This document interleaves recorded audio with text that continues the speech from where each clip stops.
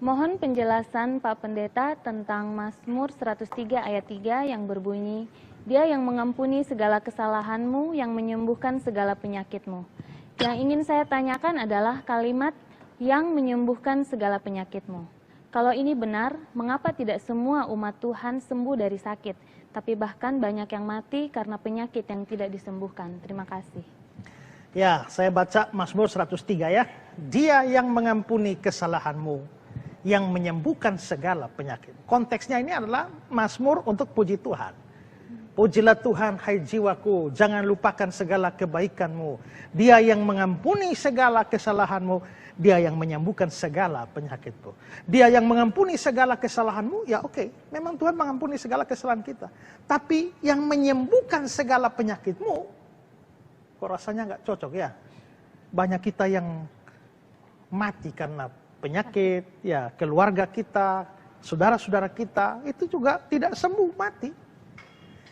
Nah, kalau dikatakan bahwa Dia yang menyembuhkan segala penyakitmu, hati-hati dengan ayat ini. Tidak boleh diartikan bahwa ya sakit, kalau orang percaya sakit, kalau umat Tuhan sakit, pasti disembuhkan. Ini seperti yang dikhotbahkan atau dipopulerkan oleh para pengkhotbah teologi kemakmuran. Saya ingat bahwa waktu Benny Hinn datang bikin KKR di Kupang, dengan mengacu kepada ayat ini, Dia yang menyembuhkan segala penyakitmu. Lalu dia dalam KKR itu, pada 30 Mei 2014, dia berkhotbah, pengampunan dosa itu satu paket dengan kesembuhan. Karena Dia mengampuni kesalahanmu, Dia menyembuhkan segala penyakitmu. Jadi, pengampunan dosa satu paket dengan kesembuhan. Kalau Tuhan mengampuni dosamu, kamu harus sembuh dari sakitmu. Itu kata Benny Hinn. Ya. Dia juga mengatakan dalam bukunya yang judulnya Rise and Be Healed, dia bilang, Dia berjanji untuk menyembuhkan setiap orang, semua penyakit kita. Itu berarti kita tidak akan mengalami sakit kepala, sakit sinus, bahkan sakit gigi. Tidak ada penyakit yang datang padamu. Ya, belakangan Benny Hinn sendiri sakit jantung. Ya, jadi itu jelas bahwa itu adalah penafsiran yang salah. Itu bertentangan dengan banyak bagian kitab suci, di mana banyak orang percaya yang sakit. Yakub sakit, Ayub sakit, Hizkia sakit, Paulus sakit, Epafroditus sakit. Bahkan ada yang sakit, orang beriman sakit, tidak sembuh sampai mati karena penyakit. Itu Nabi Elisa. Nabi lagi, bayangkan ya. Dalam 2 Raja-Raja 13-14. Ketika Elisa menderita sakit yang menyebabkan kematiannya, Elisa sakit, Nabi besar. Sakit sampai mati, Tuhan tidak sembuhkan. Ya. Jadi dari ayat itu kita tidak boleh artikan bahwa Tuhan pasti mau menyembuhkan segala penyakit kita. Terus apa maksud ayat itu? Nah, ada penafsiran bahwa di sini Daud mengacu pada beberapa pengalaman sakit dia yang disembuhkan oleh Tuhan. Itu misalnya dalam Mazmur pasal 38 ayat yang ke-6 dan seterusnya. Luka-lukaku berbau busuk, bernanah oleh karena kebodohanku. Aku terbungkuk-bungkuk, sangat tertunduk. Sepanjang hari aku berjalan dalam duka cita. Sebab pinggangku penuh radang, tidak ada yang sehat pada pinggangku. Aku kehabisan tenaga dan remuk redam. Aku merintih karena degup-degup jantungku.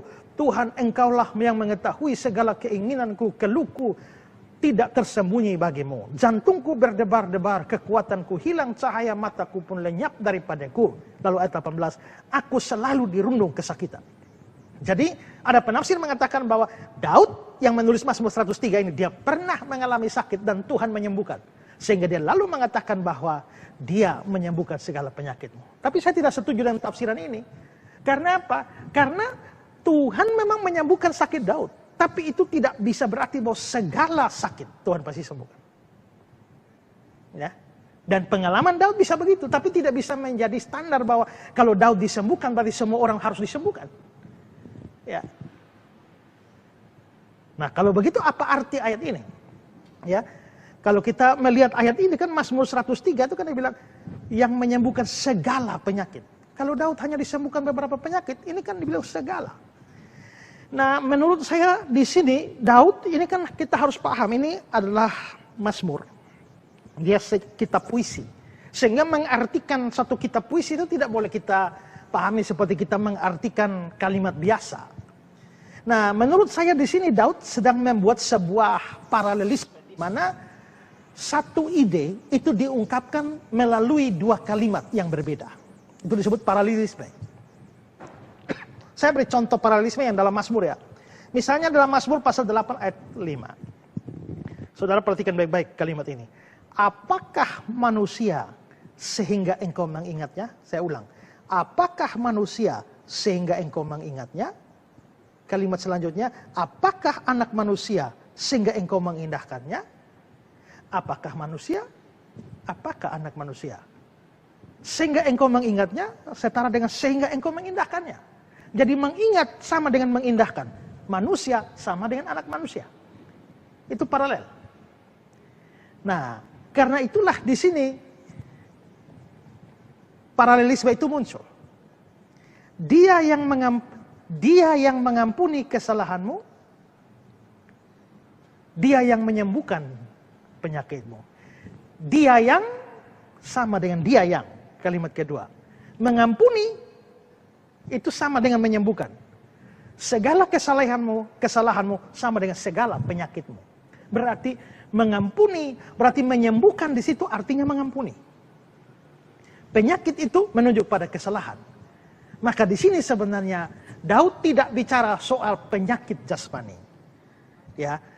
Dia yang menyembuhkan segala penyakitmu, itu bukan penyakit jasmani, itu adalah penyakit rohani, yakni dosa, dan karenanya menyembuhkan itu dianggap, mengampuni itu dianggap menyembuhkan. Nah, bahwa penyakit itu bisa merujuk pada penyakit rohani, ya, kita bisa melihat juga contoh di mana di dalam kitab Yesaya, itu penyakit disebut sebagai perkara-perkara rohani, dosa-dosa, kesalahan-kesalahan disebut sebagai penyakit. Tetapi sesungguhnya penyakit kita lah yang ditanggungnya, kesengsaraan kita yang dipikulnya, padahal kita mengira dia kena tulah, dipukul dan ditindas oleh Allah. Tetapi dia tertikam oleh karena pemberontakan kita, dia diremukkan oleh karena kejahatan kita. Padahal ini di sini pemberontakan kita, kejahatan kita. Tapi ayat 4, sesungguhnya penyakit kita lah yang ditanggung. Penyakit apa? Bukan flu, batuk, sakit jantung, sakit gula darah, bukan. Tapi penyakit di situ adalah pemberontakan dan kejahatan kita. Ganjaran yang mendatangkan keselamatan, ingat dia bicara keselamatan, ditimpakan padanya oleh bilur-bilurnya kita menjadi sembuh. Berarti sembuh di sini sama dengan selamat. Maka oleh bilur-bilurnya kita menjadi sembuh itu bukan sembuh jasmani. Ya. Konteks dari Yesaya itu adalah sembuh secara rohani. Sama dengan dikutip dalam 1 Petrus 2:24. Dia sendiri telah memikul dosa kita. Ingat, dosa kita dalam tubuhnya di kayu salib. Supaya kita yang telah mati terhadap dosa hidup oleh kebenaran. Oleh bilur-bilurnya kamu telah sembuh. Ku hilang buta bercela. Olehnya ku sembuh. Lagu itu maksudnya sembuh itu dari dosa. Bukan sembuh flu-nya, bukan sembuh gula darahnya atau asam urat, bukan, ya. Jadi ia menyembuhkan segala penyakitmu sama arti dengan ia mengampuni segala kesalahan.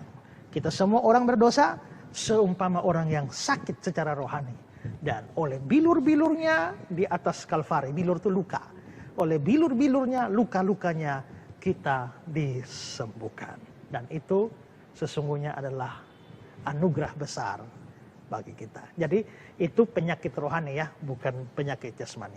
Dan untuk penyakit rohani ini, dosa-dosa kita segala. Dia menyembuhkan segala dosa kita.